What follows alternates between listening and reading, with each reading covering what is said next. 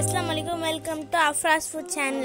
அஸ்ஸலாமுஅலைக்கும். இன்றைக்கி நம்ம சேனலில் ரொம்பவே ஹெல்த்தியான சப்பாத்தி, நார்ச்சத்து அதிகம் உள்ள சக்கரவள்ளி கிழங்கு யூஸ் பண்ணி எப்படி செய்கிறதுன்னு பார்க்கலாம் வாங்க. இதில் vitamin A and C anti oxidants நிறையா இருக்கிறனால நம்மளோட கண் பார்வைக்கும் நோய் எதிர்ப்பு சக்திக்கும் நம்மளோட பிளட் சுகர் லெவலை கண்ட்ரோலாக வச்சுக்கிறதுக்கும் ஹார்ட்டுக்கும் ரொம்பவே நல்லதுங்க.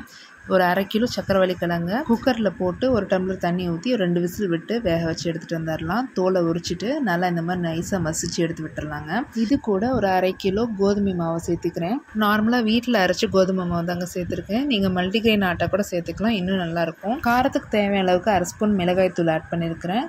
கொஞ்சமாக 1/4 ஸ்பூன் மஞ்சள் தூள் ஆட் பண்ணிக்கலாம்.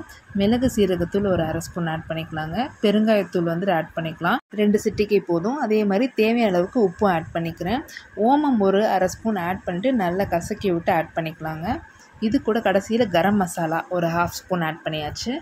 பெரிய வெங்காயத்தில் ஒரு 1/2 வெங்காயம் நல்ல பொடியை நறுக்கி நம்ம இதில் சேர்த்திக்கலாம். கூடவே கொஞ்சமாக கொத்தமல்லி தழை ஃபைன் சாப் பண்ணி ஆட் பண்ணிக்கலாம். இதை நல்லா பெசரி விட்டுட்டு கொஞ்சம் கொஞ்சமாக தண்ணி ஆட் பண்ணி நல்லா சாஃப்டான டோவாக பிசைஞ்சு வச்சுக்கலாங்க. ஒரு 1/2 மணி நேரம் ஊறட்டும். மாவு ஊறிட்டுருக்க சமயத்தில் நம்ம இதுக்கு உண்டான சைட் டிஷ் ரெடி பண்ணிடலாம். ஒன்றும் இல்லை, சிம்பிளான ஒரு ரைத்தா தான் செய்ய போகிறேன். ஒரு பெரிய வெங்காயத்தை நல்லா ஃபைன் சாப் பண்ணிவிட்டு தேவையான அளவுக்கு உப்பு ஆட் பண்ணிக்கலாம். கூடவே நம்ம தயிர் ஆட் பண்ணிக்கலாங்க.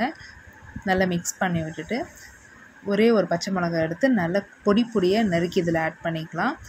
ஃபைனலாக கொஞ்சமாக கொத்தமல்லி தழை அதையும் நல்லா ஃபைன் சாப் பண்ணி கொஞ்சமாக ஆட் பண்ணிக்கலாம். இப்போல்லாம் பார்த்திங்கன்னா நிறைய பேருக்கு செரிமான பிரச்சனை வருதுங்க. அந்த மாதிரி டைஜஷன் ப்ராப்ளமுக்கு கண்டிப்பாக இது ரொம்ப யூஸ்ஃபுல்லாக இருக்கும் இந்த சக்கரவள்ளி கிழங்கு சாப்பிட்றப்போ.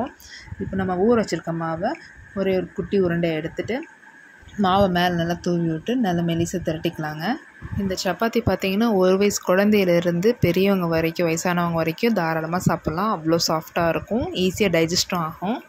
இந்த அளவுக்கு மெலிசை திரட்டினா போதுங்க. இப்போ நம்ம ஸ்டவ் ஆன் பண்ணிவிட்டு ஒரு தவா வச்சிடலாம். நல்லா சூடானதும் இந்த நம்ம திரட்டி வச்சுருக்க சப்பாத்தியை போட்டுட்டு 2 பக்கமும் நல்லா பொன்னிறமாகிற வரைக்கும் கொஞ்சமாக எண்ணெய் அப்ளை பண்ணிவிட்டு நம்ம அழகாக சுட்டு எடுத்துடலாம்.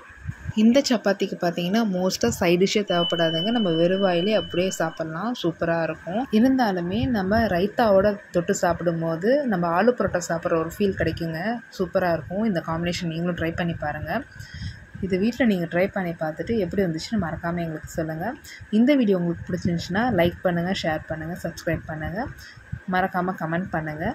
எந்தளவுக்கு சாஃப்டாக வந்திருக்கு நீங்களே பாருங்கள். 3 விரலில் ஈஸியாக பிச்சிடலாம். ட்ரை பண்ணி பாருங்கள். இது வரைக்கும் நீங்கள் Afraz food channel subscribe பண்ணாட்டி subscribe பண்ணிக்கோங்க. அப்படியே பக்கத்தில் இருக்க பெல் ஐக்கானையும் ப்ரெஸ் பண்ணிக்கோங்க. ஜஸாக்கல்லாஹு ஹைர்.